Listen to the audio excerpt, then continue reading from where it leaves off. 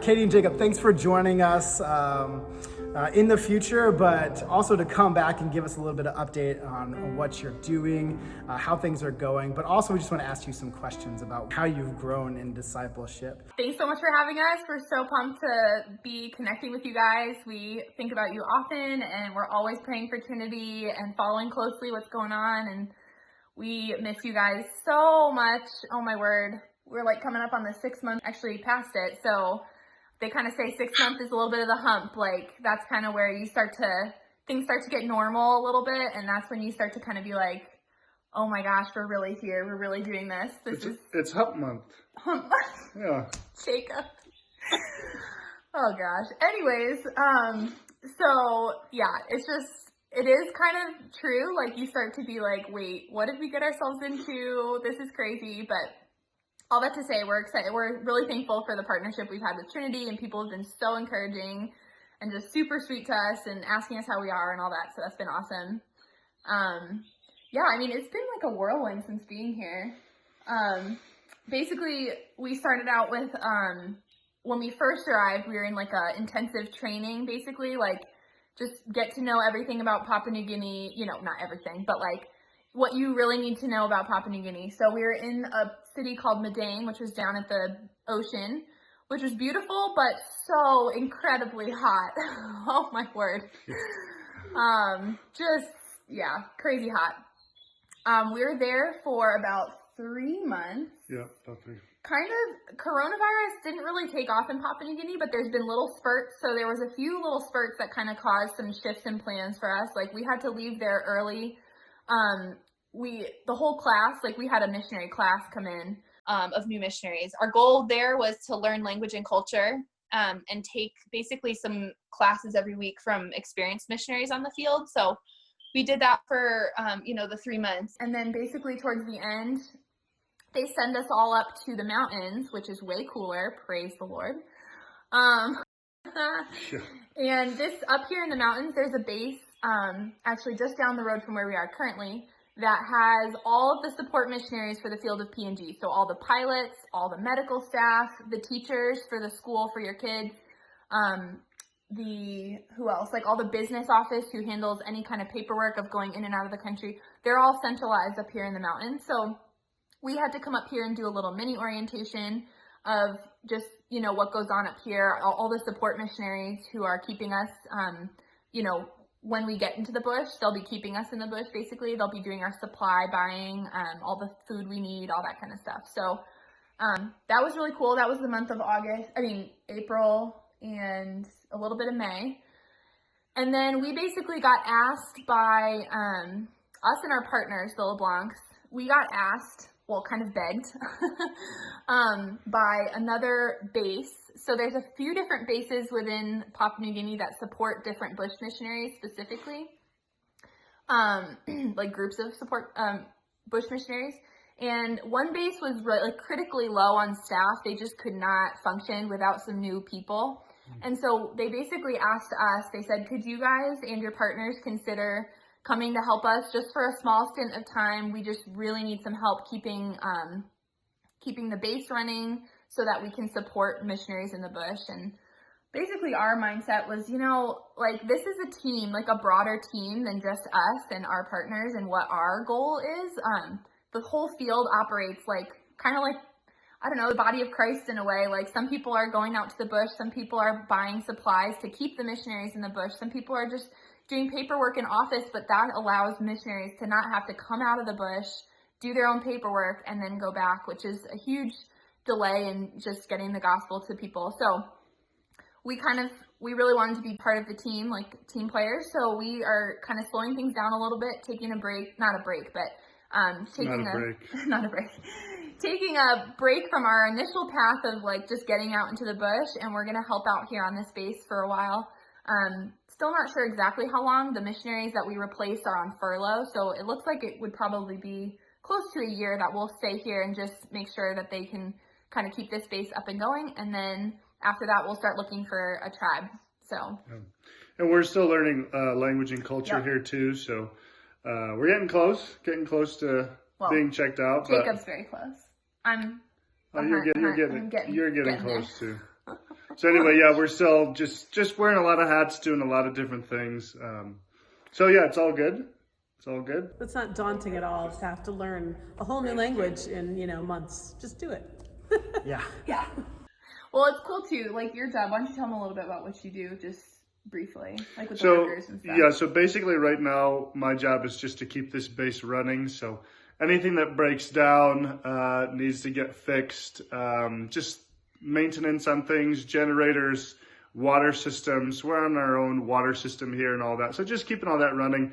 And the cool thing is I get to work with a bunch of national guys, bunch of national workers who are part of a church that was planted by New Tribes back in the 60s, I believe, in the 1960s. And so they have this fairly long history now of being a mature church. They're like second, third generation Christians. Yeah, yeah, it's really cool. And a lot of them are leading Bible studies out in the area here. So I get to go take part in the Bible studies amongst local believers here. Yeah, it's really cool. It's a really cool opportunity. And it's not like we're just doing support work right now. We're also engaging, and yeah, it's quite the privilege to be involved in all that. The conversations we have with these believers are just like just the most amazing people. I mean, like I wish I could like record everything they say and like send it back and share it, because it's just the most encouraging thing. I mean, they're like, you should record some. I should record some of it. They just have the strongest faith. They're so happy that they received the gospel. And I feel like for us being kind of at the beginning stages of all of this church planning, it's super encouraging to see people who are like the result of the church plant effort, and just how thankful they are, and how happy, and just how everything changed for their tribe once they received the gospel. So we love rubbing shoulders with all those people, and we're just super privileged to be here right now, getting to see like the end result basically. So Katie and Jacob, we have this discipleship series called Pursuing Jesus. And so one of the questions that we want to ask you, as someone who grew up at Trinity, who is now in the field really living out what it means to be a disciple, like what was it for you that you needed to know about being a disciple? Then how did you live out that identity and convictions in your everyday life? I think, discipleship is kind of like a Christian catchphrase, I feel like. And it can take on a lot of different forms. I think people have a lot of confusion surrounding discipleship. I know I did for sure growing up, like, having sort of some ideas of what it might mean, and Jesus obviously placing a large priority on making disciples and gathering disciples to himself, his actual, disciples. And just what exactly that meant for me, who wasn't an actual disciple of Jesus, like I guess I always grew up trying to figure out what that all was. And I think it is just in general a continuous learning process. Like I don't think anyone figures out discipleship completely. But I do think that there's levels of awareness that you can continually keep being exposed to, that it's like, oh, that makes more sense. Like that's what a disciple is and does. And a lot of that for me came from just reading the New Testament, just watching what the disciples did after Jesus, especially. Obviously, like, I think what's cool is you get kind of this big picture. And this is something we were kind of trained into as we try to make disciples in other nations. You kind of get this, like, full circle thing. Like, so the disciples were chosen by Jesus. So, when we become believers, we're chosen by God, like, we're in his family. Then they sit underneath his teaching, so they're learners. They're not the ones teaching, they're not doing, they're learning. And so there is a period of time where it's appropriate to be a learner, like just, as a new baby Christian, like you've got to learn who Jesus is, what he's all about, what he does. And I think a lot of that is, involved in reading your Bible for sure. That's the number one way I think you can learn what discipleship looks like, because that's our source. But then also learning from other mature believers, like in your life, I think that's kind of, wrapped up in that phase. Yeah. But then I think the really important phase, which people sometimes miss, is kind of that next phase. Because the disciples, they sat under Jesus while he was there. But then when he was gone, Jesus gave them the Great Commission, saying, like, this is not for just you. Like, you have to take this and go and make more disciples. And so I think that learning phase was then over. Like, Jesus basically gave them, like, the graduation like cap and gown and diploma and was like, okay, you don't have it all figured out, but like, you can't just sit with this, you have to go and take it. And so I'm sure they were super stressed out, like being like, okay, Jesus just left us and told us to do this. Like, we don't know what we're doing, but they did it, and looking at like through Acts and the rest of the New Testament, it's just unbelievable what they were willing to do for the sake of discipleship and making disciples. And I think that's the second phase right there. The first phase is like learning. The second phase is doing and going. But still learning, right? Obviously still learning, yeah, for sure. Being humble and learning, but They're fluid, right? Yeah. At different times of your life, you may be more into the learning if you've got some work to do, in one particular area, and then moving to another phase. It's it's fluid. They move. Yeah. Yeah, absolutely. So yeah, I think it's just kind of I think the problem with discipleship is if you're stuck in one category or the other, and you're never like taking time to learn, or you're never taking time to go and make disciples. I think that's where you miss out on the balance of discipleship. Yeah. I don't know. Yeah, no, that's good. Yeah, okay, so for me, I'd say probably when figuring out what it meant to be a disciple, in the beginning for me, just to kind of piggyback on what Katie said, being a learner was the biggest thing. And I think what their experiences have been, and then even in that early phase while you're a learner, like starting to branch out and realize what it means to be sharing what you're discovering with other people too. So yeah, kind of like what we were talking about. It's fluid, how these things are fluid. But man, being a learner is such a hard thing, and that's what we're in right now too, learning another language and another culture. And at times we literally feel like babies, just like little babies who know nothing. And it's easy to talk about, and especially when we were on the other side of the ocean, it's easy to hear about and think like, oh yeah, that's going to be tough, like being like little kids, little babies. But then when you're actually in it, sometimes, oh man, you feel like you make I'll make a cultural blunder or say something really stupid, and the people will laugh at me. And sometimes I am so angry. Like it's hard.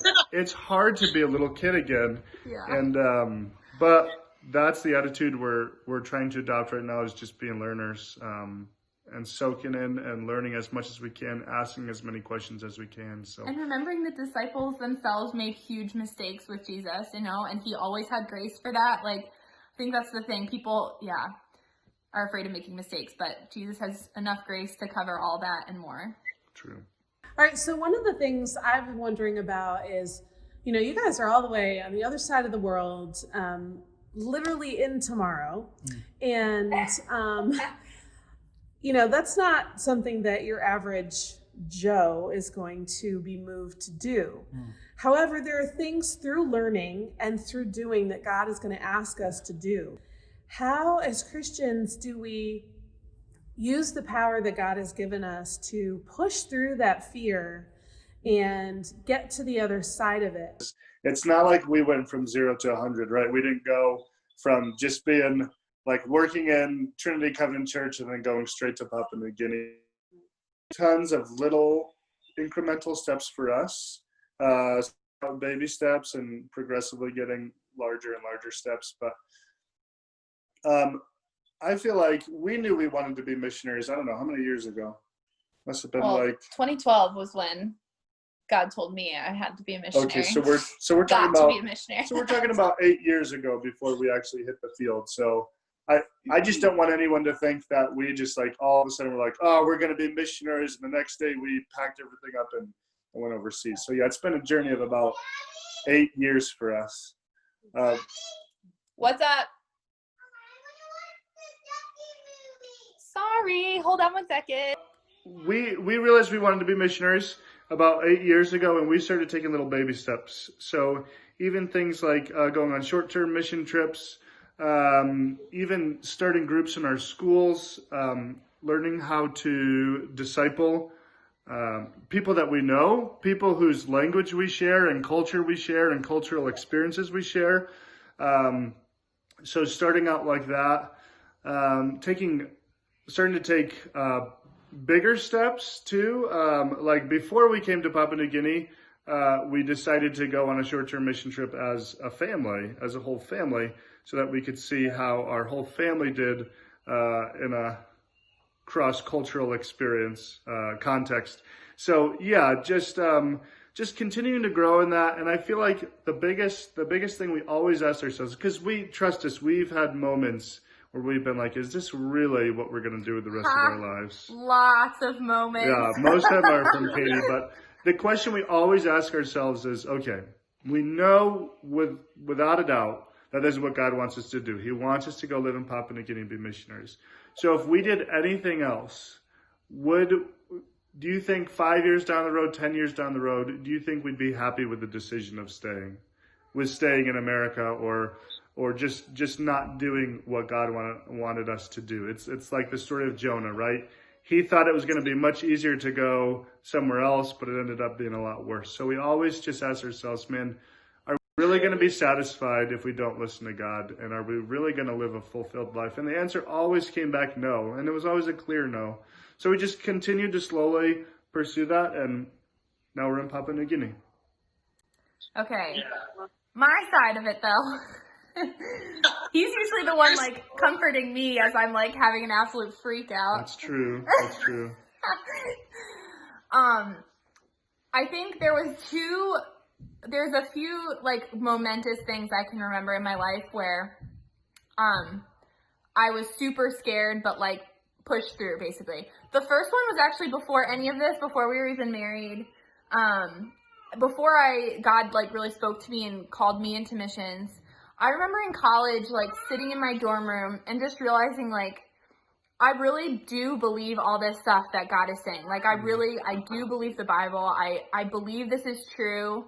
And I'm so thankful for what the Lord did for me. But then this thought came to my mind, and it was basically like, if I truly believe this, if I really am completely committed and on board, am I willing to do whatever God asks for me? Because that's just so clear through the Bible. That's just one of the biggest themes is that, like, people of the Bible who are like heroes basically of the Lord, who are still super sinful, super messed up people, they were willing, a lot of them, they said to God, I will do whatever you want. And then they let God direct them. And I think that was really convicting for me. And I still remember sitting on my dorm room in college, like on the floor, and just like refusing to pray that. Like, I was like, I can't do it. He's going to ask me to do something crazy. I don't want to do it. I don't want to pray that prayer. And it was just like this It's a dangerous prayer. It is a dangerous prayer. I feel like there's books written on that. Like, it's just like, I was just sitting there like fists clenched, like, I know that if I open myself up to this, like, God seriously could ask me to do something crazy, but because of my love for him, like, I would feel compelled to do it. And so I sat there for so long, just like fighting. But then I was like, you know what? I feel like looking at the trajectory of the Bible, looking at who God is, like, I can trust him with that prayer. Like, it might be super hard. I might kind of hate myself later on for praying that prayer, but whatever God has for me is going to be better than what I can come up with for myself. Like, it's just, even if it's hard, like, at least he is with me through it. So I just remember sitting there and finally being like, okay, God, okay, I will give you this part of my life, which is all the parts, and just be like, you can direct me truly with where you want me to go. Like, I'll give up some of the things I was hoping to do after college. Some of the stuff, if you have something else for me, I need you to tell me. And honestly, it was really not that much longer after that I prayed that prayer that God started really speaking to me about missions, where Jacob came to me, and then the whole rest of the story where God really directly kind of spoke to me about being a missionary. And I think that if I had never prayed that prayer, if I never had come to that wrestling point in my life of being like, am I actually willing to give something up and follow the Lord? Like a true disciple, kind of like, am I willing to sacrifice something? I think sacrifice is just huge. Like, if you're not willing to make any sacrifice at all for the Lord, even if it's a small or a big one, then you kind of need to realign your thinking with, like, what's God want from me in this life? Like, is it him in control, or is it me in control, kind of? But that was, I think, the most momentous prayer I prayed for myself in my life. obviously opened the door to a lot of things, which I was kind of like, great, I prayed this prayer and now God truly wants me to be a missionary. Are you kidding me?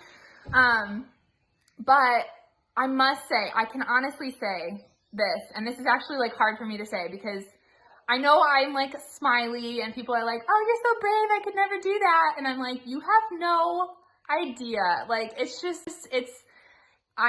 it seems like it could be fun and easy and whatever, but it's also just so hard and devastating. Like, I had a panic attack the first night we were here, like in Papua New Guinea. Like, it was so, yeah. Are you serious? You're probably asleep. You're probably asleep.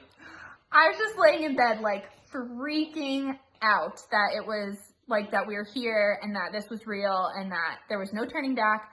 But I think the thing that you just, even in times where you're like sinking into fear and like, this is too hard, I can't do it, just reminding yourself of the truth that like God doesn't call you to things just to like torture you or just to do some like, that's not his intent. Like, knowing God through his word, like who he actually is and who he says he is and what he wants to do with your life, like knowing his character is so important for being able to overcome fears of doing hard things, because you'll know and you'll be confident that God is with you. And the more you take like the baby steps, like Jacob said, as you take one little baby step at a time of just putting your faith and doing something hard or sacrificing something, you actually, the best part is you get to see God more and more. And I know it's kind of cliche, but like there's been times that it has just been so evident to us that it was like only God. And there's been times that we're like, if we weren't in this lifestyle, if we were just doing something else and kind of like God was a little bit on the back burner, he'd be so small compared to who he is for us now. And I feel like he's just getting bigger and bigger. And I think that's the beauty of trusting him, is that as you trust him and as you give up things, God gets to be bigger in your life than you. So you get to actually experience way more benefits from him than if you were just, not really giving him only a tiny bit of you. But I love how you like put that together, like that fear of, asking that question. Yeah. The fear of asking, I don't want to pray that prayer. I don't want to give up. And then like Jacob's pairing, like as you pray that prayer and then like God really affirms that call into you by bringing a spouse that says, but Katie, like, would life be any better if we did anything else? Yeah. And y'all are both like, no. And so to see how God, like in your fear, brings someone into your life and people into your life that affirm that call that, give up that fear and let me bring somebody that is a human being, because sometimes it's hard to trust somebody that we feel is not right next to us, and affirm what I'm saying in your life. And I feel like that was so good, when you're talking about how you move past that fear, that first step is acknowledging it, praying it, and then allow God to come, maybe not that next moment, say, but over years, like come and continue to remind you. That's so good. Yeah. So. And biggest thing, just remembering that like whatever God's plan for you is always going to be better than yours. And I think that was kind of what Jacob said at the beginning, like just trusting that there is nothing you could come up with for your life, no amount of money you could bank, no amount of like high status career or, whatever. You could be doing like a nonprofit job and God might want you to do something else. Like you could be in ministry and God might want you, it's whatever God wants for you is always going to be better than what you can come up with for yourself. And I think that's like the end sight that you have to keep your eyes on, like in the process of trusting him and stepping out, is like even if it seems murky and I can't see the end, like his plan is always better. True. It's just one of those things where like, the more you know God, the more you can trust him. But if you don't know him, it's hard to trust him, right? So if you're not in the word and you don't really know him, you don't know his characteristics, it's hard to trust people you don't know in general, right? And if you don't know Jesus, then you can't trust him to go and do those big things, right? And that'll breach. That's hitting me right here, right this second. What advice can you give from moving from that place of just being a disciple that learns and takes baby steps about their own discipleship and being that disciple, but how do you then go to being a disciple that makes disciples? You talked about it earlier, that he didn't just make them disciples and sit under Jesus just to, know more, but then gave them that, great commission. Like, so how do you make that transition before you even, or if you never go on the ministry field or the mission field, what does it look like for you to make that transition from just being a disciple to being a disciple who makes disciples? Yeah, no, that's a great question. I think one of the most important things to realize, and it's definitely hard for us in our culture because we're so individualistic in our thinking. But when you think about it, we were never created to be isolated or to be on our own, to just be individuals or something like that. And I think it's really cool that the number one term used to describe Christians in the New Testament is brothers and sisters. Like, once you become a Christian, you're part of a family. You're in a family. And I think it's cool because, like, you enter into the family of God, and now you just want to pull as many other people into that family as possible. You want that family to be as big as possible. You're in a group already. You just want the group to get bigger and bigger. And I feel like that the cool thing is when Jesus called his disciples, he told them right away what their mission was going to be. He said, "Follow me and I will make you what? I'll make you fishers of men." So he let them know right up front, you're not going to follow me just so that you can learn what I'm teaching you. You're going to follow me so that you can do what I'm doing with you guys. Mm-hmm. I think that right from the beginning, that's what we need to realize. Even if you're still in like the beginning phases of being a Christian, beginning learning phases, that's what we're going to do with our church someday. When we go into a new people group, we're going to tell them right off the bat, look, guys, this is not our work. This is not going to be, we're not going to plant a church that's going to be ours. This is going to be God's work and your guys' work. We are here to equip you guys to come to the same level that we're at so that you can also go out and make more disciples and teach your kids and teach other people who speak different languages and all this stuff. That's always the goal. And I think we always need to keep that goal in mind. We're not just learning for the sake of learning. We're not just being close to Jesus just to be close to Jesus, although that is super important, right? But it's also to bring other people close to Jesus. So I think always keeping that goal in mind as you're learning, as you're being a disciple, as you're going to church, as you're asking people who are wiser than you questions, always remember why you're doing that. It's not just for yourself, although that is important. God does care about us as individuals, but he also cares about us as a group and as a family. So keep those things balanced and always keep the end goal in mind. God has called you to be a disciple so that you can be a fisher of men as well. Mm-hmm. The other thing I think too is you just shortchange your journey with Christ so much by not having that end vision of making more disciples. I'm just kind of on a roll here. I'm just going to say it. Like, you're stunting yourself. You're not getting the full view of who God is. And I think one of the worst and just saddest things I think I see and I've seen it in myself too. It's not like I've been immune to this. I mean, I grew up in the church, spent 18 years just taking and receiving, which is fine. Like I said before, there's a time and a place for learning and receiving. But 18 years, I could have done stuff in that time frame, even as a kid, or little kids. I watch Gideon, he can have conversations with other kids. He can talk about Jesus. Kids, youth, young adults, all of you are not immune from this call. It's not like an adult thing to do. It's a whole spectrum, the whole church, from time you can talk as a little kid to an ancient person, Oh dear. It's important for us to remember that because, as a kid myself growing up in a church, children were seen and not heard. And I think it's so important for us to remember that everyone is on a faith journey, from small to old to older to oldest. We all have value that we bring. And honestly, kids and youth have such an inroad into communities and groups that a lot of adults don't have anymore. Once you're an adult, your circles start to close down quite a bit. And as a youth, you're exposed to so many more people. And I feel like if you start having that mindset, or as a parent teaching your young kids to have that mindset as like, this is not just your message. This is not just something for you to like, you know, have.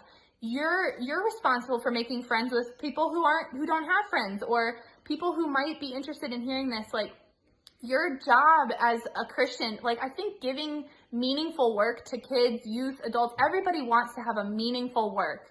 And so if you're involved in meaningful work throughout your whole Christian journey, like, that's where you start to see the Lord, and you're much more fulfilled than if you're just like, you know, going to church on Sunday, sitting there, hearing a message, being like, oh, that's really cool. Like, thanks, God. Thanks for doing that for me. Thanks for doing that for me.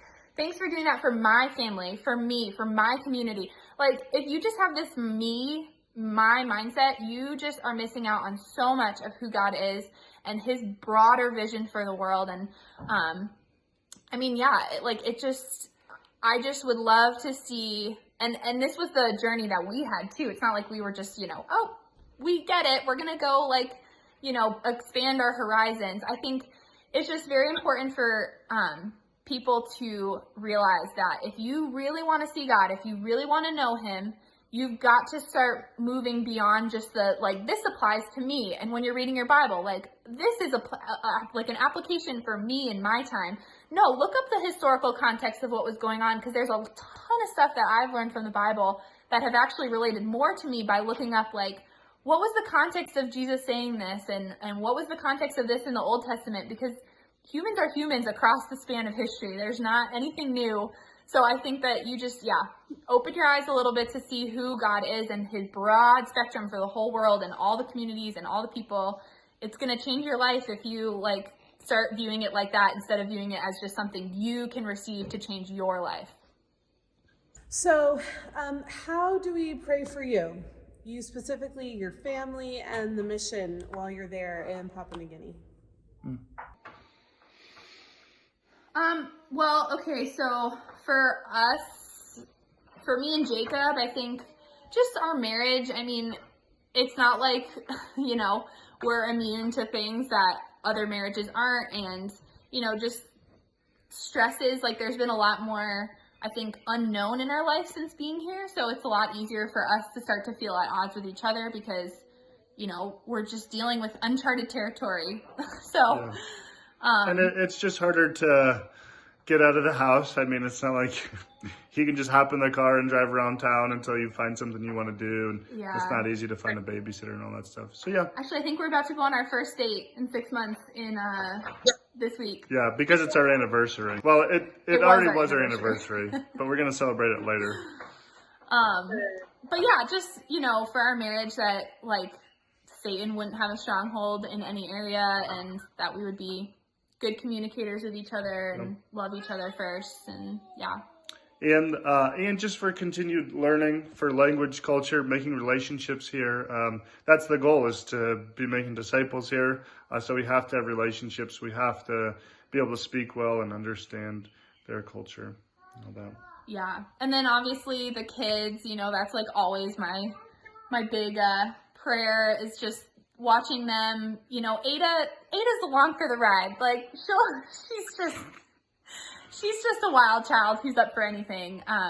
But having a kid who's more in the communication department and wanting friends, but it's hard for him to communicate. Yeah. So, but he's learning. He can actually understand quite a bit. Yeah.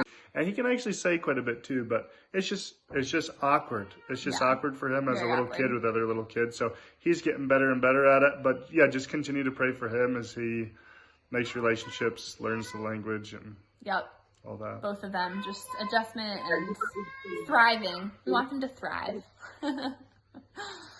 And was there a third thing? Us, our family. Yeah. The ministry, right? Oh, okay. Yeah, kind of like Jacob said, I mean, we have been receiving so much awesome just learning from all the believers from around here. Ada. Love it. Perfect. She's just singing in there. So funny. So yeah, it's been just for the ministry for us right now, it really looks like building relationships in the community.